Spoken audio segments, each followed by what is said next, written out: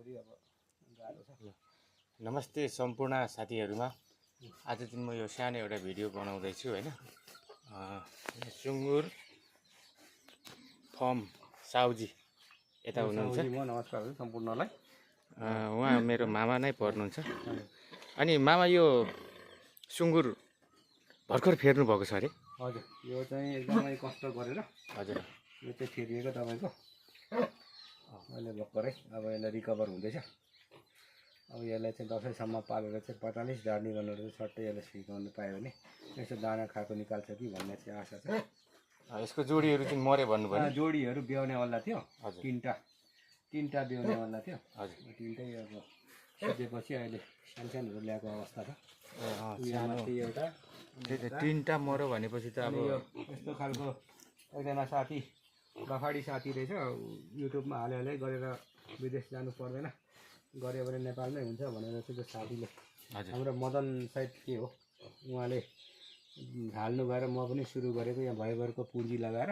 हजुर, अनि बजेट चाहिँ धेरै इन्भेस्ट भएको छ, तर बजेट अनुसार इन्ट्रेस्ट पनि अब कलेक्ट भएन, रिकभर भएन। भनेपछि अहिले घाटामै हुनुहुन्छ? घाटामा एकदम घाटामा। अनि छैन। अनि योभन्दा 4 वर्ष अगाडि पनि मेरो निकै नै अब 8वटा ब्याउने मऱ्यो, जम्मा 23वटा मऱ्यो। हजुर। अनि यो चाहिँ बिर खासमा यो चाहिँ अब यसलाई पनि अस्ति भर्खरै यसलाई चाहिँ अब बन्दीकरण गराइयो। अनि यो चाहिँ सानो अहिले चाहिँ लोकलमा झरेको छु। अब हामीले पाले लोकल रहेछ। यो लोकल चाहिँ अब यसो यो रोग आइहाल्यो भने पनि हतपति मर्दैन अरे भन्ने सुनेको छु। होइन, मर्छ। यो पनि मर्छ। बरु यो हाइब्रिड चाहिँ मर्दैन। यसको चाहिँ अब ट्रिटमेन्ट हुन्छ। यो लोकलको चाहिँ छैन। दाँत साथ काटिन्छ खासमा। आइरनहरू भ्याक्सिनहरू दिइरहेको हुन्छ यो हाइब्रिडलाई चाहिँ। हजुर। यो लोकललाई चाहिँ दिइँदैन। यो लोकल चाहिँ यस्तै हो। अनि यो समस्या के हो भने लोकल ब्याउँदाखेरि चाहिँ हेर्नु परेन, ऊ आफै ब्याउँछ, आफै स्याहार्छ। तर हाइब्रिड ब्याउँदाखेरि चाहिँ तपाईँको नाइटो काट्नेदेखि लिएर अब तपाईँको सम्पूर्ण अब पुछपाछ गर्नेदेखि लिएर सबै गर्नुपर्ने हुन्छ क्या। भनेपछि लोकल पो त्यसो नि उपचार छैन लोकलको? लोकललाई केही गर्नु परेन। लोकललाई चाहिँ आफै ब्याउँछ, आफै स्याहार्छ होइन। यो हाइब्रिड चाहिँ मान्छे चाहिन्छ। त्यसको नाइटो काट्ने, 3 दिनमा दाँत काट्ने, त्यसपछि आइरन भिटामिन B12 को भ्याक्सिनहरू हाल्ने, त्यसपछि अब फेरि 10 दिनमा फेरि रिपिट गर्ने, 3 महिनापछि फेरि अर्कै सुईहरू, अब धेरै खालको भ्याक्सिनहरू छ हजुर होइन। लोकल चाहिँ बरु अब एकचोटि लगायो, अब यसलाई दिनका दिन सफा गर्नु पनि परेन। यो ब्याए पनि यसले आफै बच्चा आफै सम्हाल्छ। यो जङ्गलमा जाने जात हो क्या। तर यो जुन यो हाम्रो यो हाइब्रिडहरू चाहिँ हुँदैन। यो हाइब्रिडहरू चाहिँ आफै नै खट्नुपर्छ। नत्र भने थिचेर मार्ने, अब के गर्ने, कहिले अब टोकेर मार्ने, कहिले अब एकले चुसाचुस गर्छ। नाइटो गुलियो हुँदो रहेछ कि नुनिलो हुँदो रहेछ, चुसेर एकले अर्कालाई तानेर मर्ने। विकासे चाहिँ लोकल चाहिँ त्यो त्यसो गर्ने मामा? विकासे चाहिँ विकासे चाहिँ त्यसो गर्छ हो?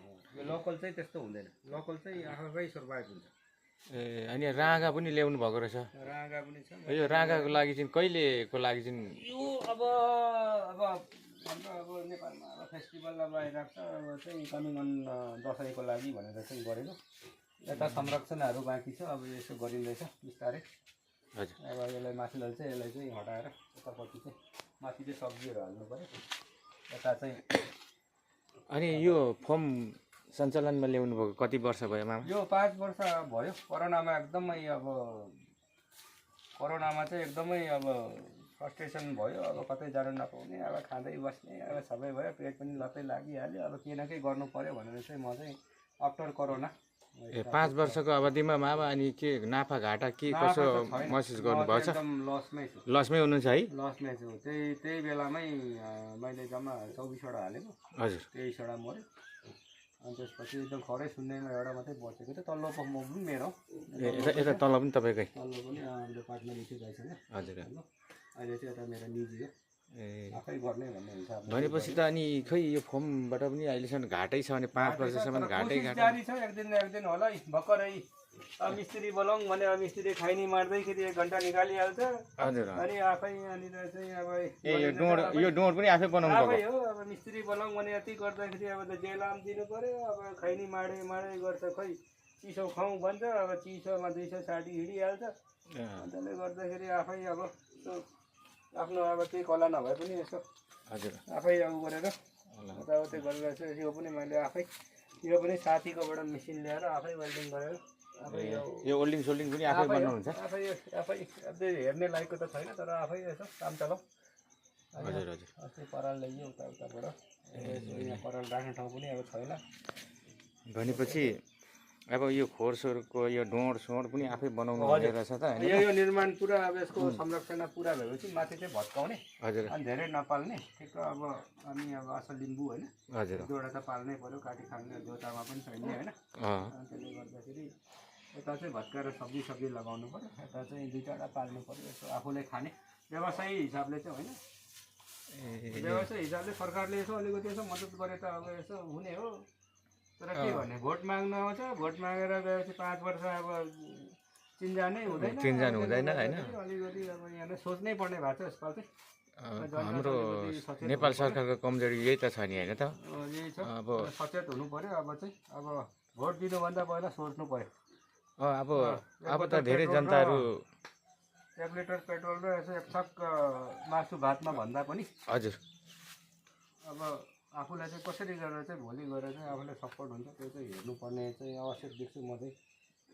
अनि अब सचेत भइसकेको छ जनताहरू अब छैन, अझै पनि छ है? मासु भातमा अझै पनि बिक्री हुन्छ? अझै पनि साथीहरू मेरो पनि धेरै छ मासु भातमै। अब मासु भातमा बिक्री हुने, अनि अब यसो मोटरसाइकल हुनेहरू पेट्रोल हालिदिन्छ होइन?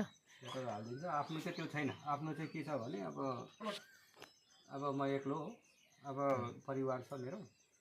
आफू त अब गयो खायो आयो, अब यता आउँदाखेरि घरमा छैन। यो हाम्रो नेपाली जनताहरू नै अलिक आशावादी जस्तो लाग्यो मामा। अरूले दिएर खाउँला, आफै काम नगर्ने भन्ने उद्देश्य। आशावादी भन्दाखेरि पनि अल्छी। हजुर। अनि फकटेमा खानु पायो भने सुइगाउने। ल यो भिडियो चाहिँ होइन अब कति 7 मिनटको भइसकेछ। अब तपाईँहरूले हाम्रो यहाँ सुँगुर फर्म सञ्चालन गर्नुभएको उहाँले 5 वर्ष भइसक्यो। तपाईँहरूलाई उहाँले जानकारी गरिसक्नु भएको थियो र 5 वर्षमा उहाँले 1 रुपियाँ पनि उपलब्ध छैन, उल्टै घाटा छ भनेर भनिसक्नु भएको छ होइन? र भन्दै म अझै दोस्रो भिडियोमा अरू कुराहरू देखाउने नै छु, ल्याउने नै छु। यति भन्दै म आज यो भिडियोबाट बिदा हुनेछु। ल सम्पूर्ण साथीहरूलाई मेरो तर्फबाट पनि सबैलाई हैन छैन अनुसार सबैलाई नमस्कार, सेवाहरू नमस्ते। अनि यो भिडियोलाई सक्दो सरकारसम्म पुर्याइदिनुको लागि सेयर गरिदिनु होला, लाइक गरिदिनु र कमेन्ट गरिदिनु होला भन्नु चाहेँ है। गरी खानु दिनु पर्यो। अब उहाँले फेरि 7-8 वटा फेरि बुङ्गुर लाउनु भएको रहेछ। यो बुङ्गुर अब 1-2 महिनापछि कस्तो हुन्छ यो भिडियोमा फेरि म तपाईँहरूलाई सामु ल्याउने नै छु। यति भन्दै म आजलाई बिदा हुन चाहेँ। हस्त नमस्ते सम्पूर्णमा।